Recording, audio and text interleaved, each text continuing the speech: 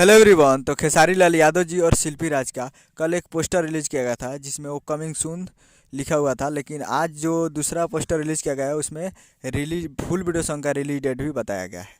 तो और इस गाने को लिखे हैं कृष्णा बेदर्जी जी, और इस गाने को गाए हैं खेसारी लाल यादव जी और शिल्पी राज जी, और इसमें म्यूजिक भी दिए हैं कृष्णा बेदर्जी जी, जो कि आपको स्क्रीन के ऊपर दिखाई दे रहा है। जिस सॉन्ग का टाइटल रखा गया वकील बाबू, जिसका टाइटल है वकील बाबू, और वीडियो में है खेसारी लाल यादव जी और रक्षा गुप्ता जी, फिट में है रक्षा गुप्ता जी।